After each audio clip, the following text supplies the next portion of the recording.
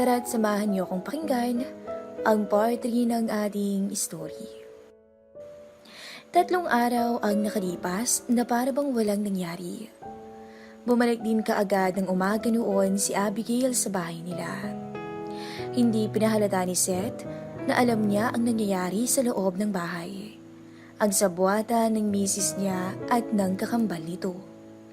Hindi nga alam ni Seth kung paano magagalit sa misis. Dahil kahit gustuhin man niyang magalit, ay hindi naman pwede.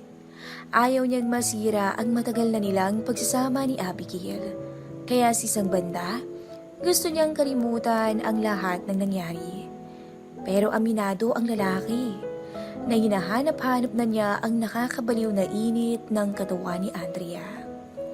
Halos gabi-gabi niya itong naiisip simula nung may namagitan sa kanila. At hanggang ngayon, ay hindi pa rin siya lubos makapaniwala na natikman na niya ang matagal na niyang inaasam. Isang araw, kagagaling ni Seth mula sa trabaho at natapos niyang maaga ang trabahong pinapagawa sa kanya ng kumpanya. Kaya't naisipan niyang umuwi na lang. Since nagtitipid sila ng gasolina dahil sa pandemya, nag-jeep na lang si Seth simula noon. Nang makarating, ay nilakad ni Seth ang Block 2 ng subdivision at pumasok ng bahay nila na nasa 5 section. Papasok na sana siya noon nang makita ang asawa at ang kambal nitong si Andrea na nag-uusap ng taimtim na para bang ayaw nilang marinig ng iba ang kanilang pinag-uusapan.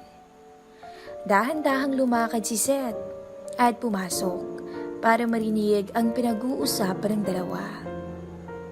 Akala ko ba sasamahan ko lang si Rick? Nag-usap naman kami kagaya ng sinabi mo na gawin ko on call. Pero ibang nangyari. Sabi ni Abigail sa kakambal na nakangiti sa kanya. It was fun naman, diba? I think napaniwala natin sila. Wala silang kaalam-alam na nag-swap tayo. Sagot ni Andrea kay Abigail. Hindi yun ang punto ko, Andrea. Hindi ko naman alam na magagawa kong tikman ng nobyo mo. Ayaw niya akong pauwiin hanggang magsawa siya. Kwento ni Abigail sa nangyari. Dahil akala niya, ikaw ay ako.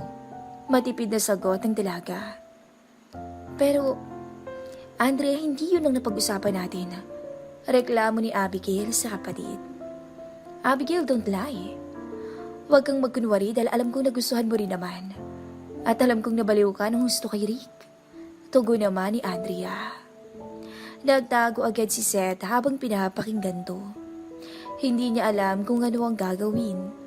Si Andrea pala talaga ang may plano ng lahat ng to. Alam mo, Andrea, para siyang gutom na gutom sa babae. Pagkatapos namin sa kama, umulit pa siya sa akin ng ilang beses. Kung tamang naaalala ko, 6 na beses siyang nagpakasasa sa akin. Itrinato niya ako na parang isang. Hindi natuloy ni Abigail ang sasabihin. Itrinato kanya na parang, ano? Agad na tanong ni Andrea sa kakambal. The way na kumilos siya at sa ginawa niya sa akin. Masasabi ko na itrinato niya ako na parang isang bayarang babae lang eh. Nahihiyang sagot ni Abigail. Natahimik si Andrea. Alam niya kung gaano kabisi na tao ang nobyo niyang si Rick. Busy palagi sa trabaho. Kaya kapag nagkakaroon lang to ng oras siya nakakauwi sa kanilang bahay. At sa oras na yun, tumatawag siya kay Andrea para makipag-date. At sa gabi ay pagsasawaan naman niya ang dalaga ng paulit-ulit. Gusto ni Andrea kung paano siya itrato ng nobyo, kahit na masyado itong marahas at malahalimaw sa kama. Pero yun ang nagustuhan niyang pamamaraan ni Rick, at gusto niya lang maranasan na rin yun ng kanyang kakambal. Medyo nagtaka si Rick sa akin, Andrea. Dahil parang iba raw ako ng oras na yun, at parang hindi raw ako makasabay. Ganun ka ba talaga itrato ng boyfriend mo? Tanong ni Abigail. Tumango ang kambal niya at napangiti. I'm sure na nagulat siya at parang na-excite dahil parang bago lang yung reaksyon mo sa kanya, Abigail. Yes, Andrea. Masyado siyang gigil sa akin. Na para bang wala ng bukas. Buti na lang safe ako that time. Sagot naman ni Abigail. Kunwaring bumalik naman si Seth sa pintuan at tinawag si Abigail. Nagkunwa rin siyang kararating lang niya, not knowing na alam niya ang pinag-uusapan ng dalawa.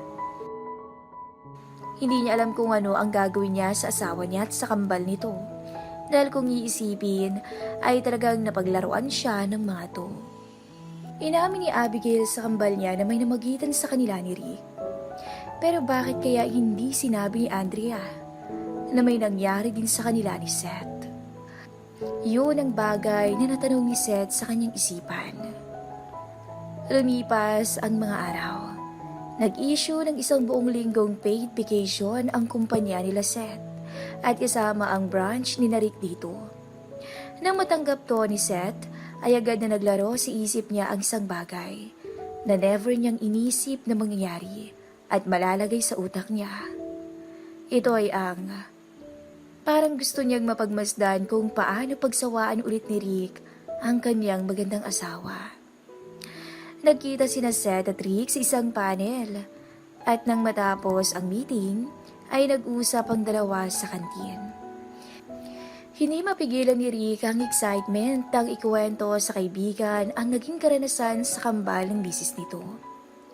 Kasalukuyang tinitimpla ni Seth noon ang kanyang order na kape nang sinimula ng kaibigan na magsalita ng mahina hanggang sa makitang sila na lang ang nasa kantin. Pare, hindi ko talaga alam kung paano sisimulan yung kwento ko eh. Pero alam kong alam mo to bro, wika ni Rick. Alam nga ni Seth ang ibig ikwento ng kaibigan. Pero hinayaan niya lang to na magpatuloy. Umuwi pala kayo ng misis mo agad dun sa resort. Hindi ko na kayo nasamahan sa labas eh. In-enjoy ko talaga yung moment namin. Pagpapatuloy ni Rick. Ha? Alam ko pare. Alam ko naman doon mo lang ulit makakasama at masusolo si Andrea, di ba? Ka-inosenteng tugon naman niya kay Rick. Oo pare. Maniwala ka sa akin o hindi, pero ang sip niya talaga. And the way na sumabay siya, para bang first time sa akin. Grabe, mas nasasabi ka ko lalo. Kwento ni Rick sa kaibigan. Walang kaalam-alam si Rick na ang natikman niya ng araw na yon ay hindi ang nobyo niyang si Andrea, kundi ang misis na Seth na siyang kausap niya ngayon. Dahil sa narinig, lalong nagising ang diwa ni Seth. Pero hindi sa galit. Hindi sa galit na nakaisa si Rick sa kanyang misis, kundi sa kuryosidad. Napanood niya ang nangyari noon. Pero wala pa siyang kaalam-alam na misis niya pala ang babaeng pinagsasawaan ng kaibigan. Pero ngayong alam na niya, ano kaya ang kanyang mararamdaman kapag naulit pa to? At nagpatuloy lumipas ang mga araw at ayan na naman si Andrea. The game is on again for Andrea. Ipinagtulakan niya ulit ang kanyang kambal kay Rick. Kahit nakukonsensya na si Abigail sa asawa dahil alam niyang hindi na to tama, ay hindi pa rin to makatanggi sa kakambal. Kakaiba kasi ang hatak ng pagiging extrovert ni Andrea. Maamo at hindi talaga party girl itong si Abigail. Parang naging idolo niya ang kapatid. Kung saan to game, ay naroon siya. Marami itong nakikilala sa party dahil sa kapatid. Naalala niya noong teenager pa sila. Talagang ang daming gustong makasama si Andrea compared sa kanya, kahit na magkamukha sila. Kaya lang naman nanalo si Abigail sa pageant bilang Miss Congeniality ay dahil na rin sa effort ng kambal na si Andrea. Nagayos si Abigail. Simple lang. Violet na blouse tsaka knee level na palda. Tinero niya dito ang violet lace na underwear. Pabango din ni Andrea ang gamit niya at siniguradong walang dahilan para pagkamalan siyang iba. Kahit na masyado siyang maganda para mahalata pa ni Rick. Pinuntahan ni Abigail si Rick sa bahay bakasyonan nito at naabutan niya ang binata na nasa outer grounds at hinihintay siyang pumasok sa loob. Nag-commute ka ba? Tanong ni Rick at inalalayan siyang pumasok sa loob ng bahay. Yes, pero don't worry, hindi naman ako na traffic. Salamat, sagot ni Abigail. Sorry, namiss lang kita. Actually, kahapon pa yung vacation namin nag-start. Pero napagod lang kami sa meetings kaya ngayon lang kita natawagan. It's okay, Rick. Teka, wala yata yung mga friends mo. Bakit mo nga pala ako tinawagan? Tanong ni Abigail. Hindi kasi nasabi ni Andrea kung bakit napatawag si Rick. Ang sabi lang nito may sasabihin daw na importante si Rick. Wala. Wala sila ngayon. Matipid na sagot ng lalaki. So, para saan? Bakit mo ako tinawag dito? Balik tanong ni Abigail. Ay di ano pa? Sagot ni Rick at agad na niyakap ang bewang ni Abigail palapit sa kanya. Napapikit agad si Abigail at nabigla sa ginawa ni Rick. Pero alam na niya ang ibig sabihin ng binata. Rick, tanging tugon ni Abigail. Shh, huwag ka na magsalita. Ibigay mo na lang ang gusto ko ngayon, okay? Pilyong sagot ni Rick at binuhat si Abigail at dinala sa kwarto nito. Unti-unting kinalas ni Rick ang bawat telang nakasuot sa katawan ni Abigail. Hanggang sa siya naman ang nagkalas ng kanyang mga suot. Hindi pa rin talaga makasanay ni Abigail ang katawan ni Rick dahil hindi niya to asawa. Pero alam niya kung gaano nabiyayaan to pagdating sa isang bagay. Rick, magsasalita na sana ulit si Abigail. Pero agad na siyang pinalod ni Rick sa harapan nito. Dahil doon, parang may kuryenteng kumontrol kay Abigail. At kusa na itong tumugon sa gusto ng lalaki. Iba si Rick kumpara sa kanyang asawa. Halos hindi niya kayanin si Rick sa sobrang walang kapantay nito kumpara sa ibang lalaki. Labis itong nakalalamang sa iba. Hindi nagtagal ay inihiga ng lalaki si Abigail. Gusto niyang i-dominate ang magandang may bahay ni Seth as much as possible, kaya gusto niyang angkinin to ng buo. Mabilis siyang tumagan kay Abigail at ibinukas ang mga hita. At sa isang iglap, napapikit si Abigail at pigil na boses ang kanyang pinakawalan. Bago niya ikinawid ang kanyang mga binti sa likod ni Rick. Sa puntong yun ay tuluyan na ngang umuga ang matibay na kama.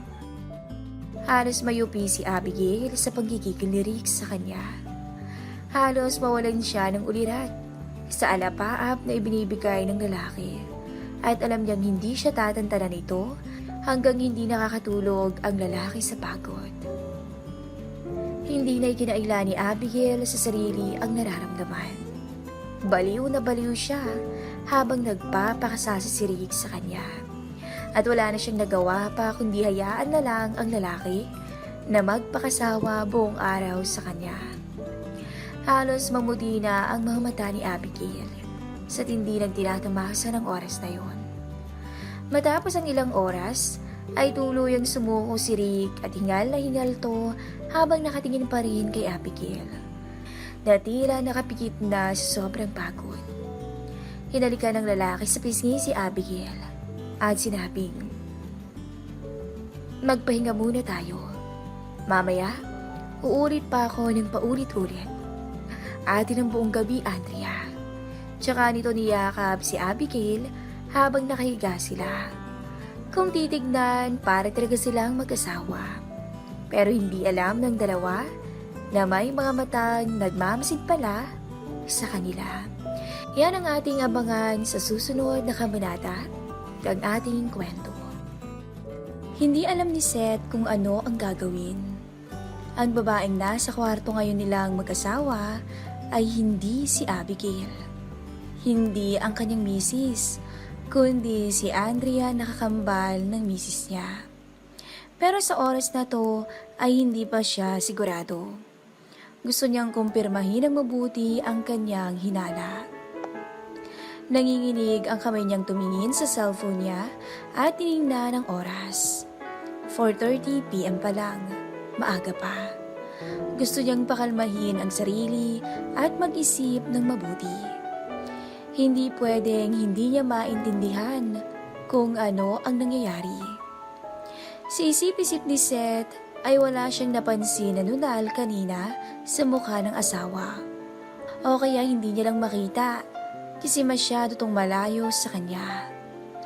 Sobrang liit kasi ng mga to, kaya hindi mapapansin basta-basta ang nunal ng misis kung nasa malayo o kung medyo madilim ang ilaw.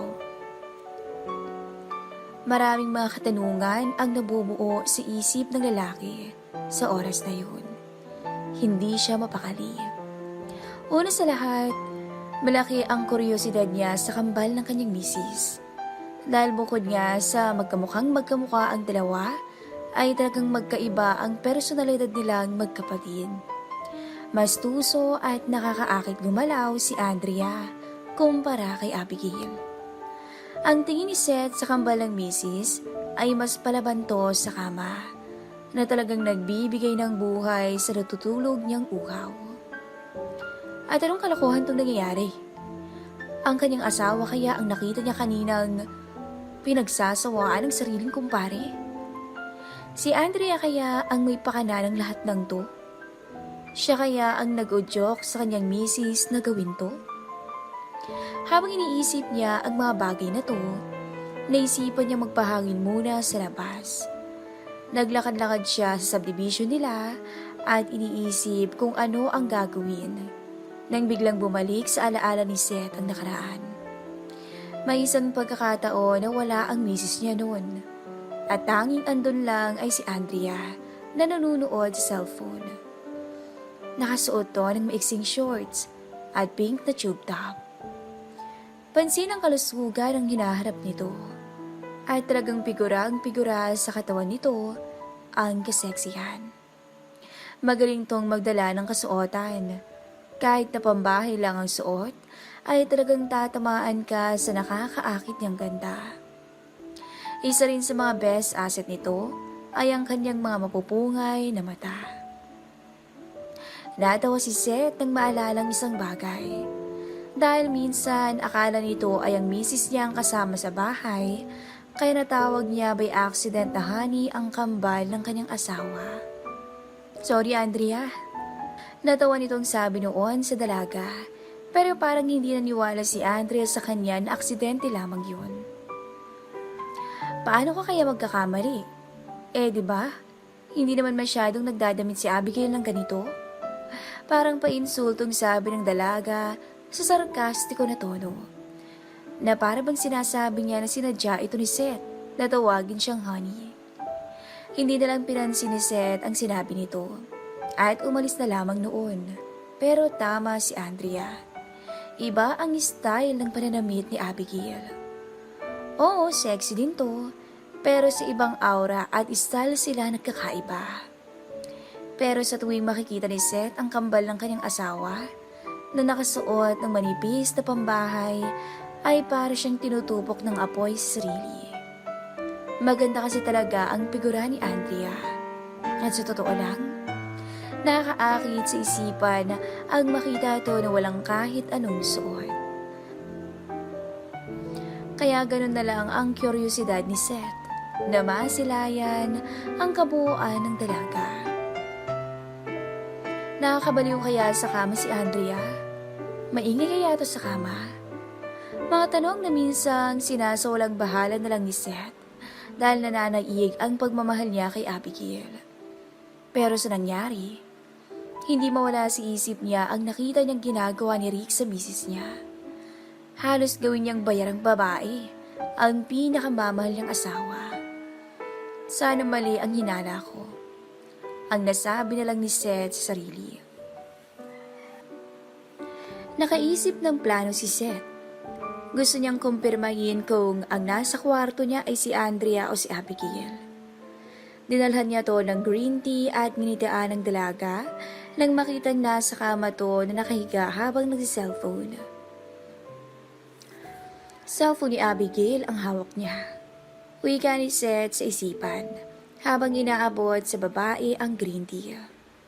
Ano? Ang paborito mo? Alok ni Seth. Parang natigilan ng babae at saka tuluyang inabot ang green tea. Napilitan tong buksan ng plastic bottle ang green tea at uminom ng kaunti bago inilapag sa tabi ng desk lamp. Sa puntong yun ay nakumpirma na talaga ni Seth kung sino ang babaeng nasa kwarto niya. Tama nga ang hinala ko. Hindi si Abigail to. Paborito ni Abigail ang green tea. At usually, nilalagok niya yan. Pero sa mukha niya ngayon, halatang hindi siya umiinom ng green tea. Tama, si Andrea nga to. Sabi ni Seth sa sarili, nang makumpirmang hindi ang misis niya ang kasama sa kwarto, kundi si Andrea. Pero tila nalilito pa rin si Seth kung ano ang gagawin niya sa dalaga. Nag-aalangan pa rin tong gumawa ng kalokohan dahil sa isipan niya ay hindi to ang misis niya. Hindi siya makapag-isip ng maayos ng oras na yun. Pinaghalong uhaw at kuryosidad ang bumabalot sa kanyang pagkatao. Pero nang akmang dadamputin ulit ni Andrea ang cellphone, ay agad itinulak ni Seth si Andrea pahiga sa kama at itinaas ang robe na suot at walang sabi-sabing dumapo ang labi ni Seth sa katawan ng dalaga. Teka Seth, anong ginagawa mo? Tanong ni Andrea. Nagulat siya dahil biglang walang pasabi ang lalaki sa ginagawa niya. Abigail, miss ko na to. Kunwaring tugon ni Seth sa kanya. Tuluyang binaba niya ang maluwag at manipis na shorts na terno ng suot na violet robe ni Andrea. Mula sa leeg ay tuluyang bumaba ang halik ni Seth. Halos hindi alam ni Andrea ang sasabihin ng oras na yun. Sa halip ay mga pikil na boses lang ang maririnig sa kanya. Nang di na makatiis, ay tuluyan ang binaba ni Seth ang boxer niya sa harap ng dalaga. Nanlaki naman ang mga mata ni Andrea, na para bang nagulat to ng sobra sa natuklasan. Seth? Hindi na nakapagsalita pa si Andrea. Dahil bumungad sa kanyang harapan ang ipinagmamalaki ng lalaki na halos walang kapantay kumpara sa iba. Sa puntong yun, tuluyang ibinukas ni Seth ang hita ng dalaga at maging ang mga kamay nito ay idiniin niya rin para makontrol ang katawan ng dalaga. Wala nang nagawa si Andrea kundi ibigit ang kanyang mga mata at alisin sa isip niya ang pagpapanggap. Naging agresibo din tong tinatanggap ang bawat ibigay sa kanya ng lalaki. Tuluyan na ngang umuga ang matibay na kama. Naging maigpit ang kapit ni Andrea sa braso ng lalaki. Halos hindi ito makahinga sa tindi ng panggigigil ni Seth sa kanya. Hindi nito akalain na ganito ang sasapitin niya sa kanyang pagpapanggap na misis ng kanyang bayaw. Tila mabaliw si Andrea sa sobrang alapaap na tinatamasa. Hindi may tatanggi ni Andrea na ngayon lang siya nakatikim ng ganitong klaseng alapaap. At sa lalaki pa, na asawa ng kanyang kakambal. Ang husay mo pala, Seth. Hindi maiwasang sabi ni Andrea kay Seth sa kalagitnaan ng kanilang pagniniig. Akala niya mapapansin to ni Seth. Pero buti na lang ay hindi. Matapos ang mahabang oras, ay tuluyan na riting ng dalawa ang ruro. Hingal na hingal silang magkayakap sa kama. Matamis ang ngiti ni Andrea habang nakatitig sa asawa ng kanyang kakambal. Maya-maya ay nakatulog na si Andrea, pero si Seth, may isang bagay na iniisip. Ang cellphone. May naon siyang bumangon at tinignan ng oras. 9 p.m. na. Kinuha niya ang cellphone at agad tong binuksan. Dahil alam niya ang password ng cellphone ng asawa, binuksan niya ang messenger. At nakita niya na ang pinaka-recent na chat nito sa kambal niya. Sis, yung usapan natin ha, I just put it a call na lang kung nag-umpisa na. Mensahe mula kay Andrea. Okay sis, Luca, sigurado ka ba sa bagay na to? Paano si Seth? Mensahe naman mula kay Abigail. Hindi niya malalaman at mahalata, trust me. Samahan mo si Rick dyan. Mensahe ulit ni Andrea sa kapatid. Kung nagsimula ka talaga, wala na akong magagawa, no? Okay. Actually, sabi niya, punta raw ako dun sa may isang bahay. Sagot ni Abigail. Yeah, basta pag nag-umpisa na, tumawag ka ha? Paalala ni Andrea sa kambal. Okay, sige. Hindi naintindihan ni Seth kung anong ibig nilang sabihin sa purito call. Pinuntahan niya ang record folder ng cellphone at may nakita siyang recent recorded audio. Dahan-dahang inabot ni Seth ang earphone sa ibabang drawer ng desk lamp at ikinabit sa cellphone niya. Nang marinig niya ang recording, mas lalo siyang hindi makapaniwala sa nangyayari. Audio ito ng mainit na tagpo ng misis niyang si Abigail at si Rick.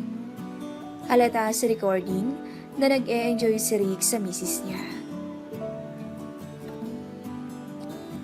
Nakakabaliw ka, Andrea. Pagsasawaan kita buong araw. Halika dito't hindi pa ako tapos. Sandali lang. Ilan lang to sa mga naririnig niyang sinabi ni Rick habang panay naman ang bigin lang boses ng kanyang misis na tila nag-e-enjoy din. Anong nangyayari? Trip ba nilang magkapatid to? Anong nangyayari sa misis ko? At parang nag-e-enjoy siyang tikman ng ibang lalaki. Nagtatakang tanong naman ni Seth sa sarili. Sa itsura ni Rick, nang makita niya to kanina, ay halos magsawa itong magpakasasa sa katawan ng asawa niya. Hindi niya lubos maisip na darating sa puntong may ibang makikinabang kay Abigail, maliban sa kanya. Pero imbis na magalit, ay may kung anong naramdaman siya na hindi niya maipaliwanag. May nabuong plano agad sa isipan ni Seth. Abangan po ang susunod na kabanata ng ating story.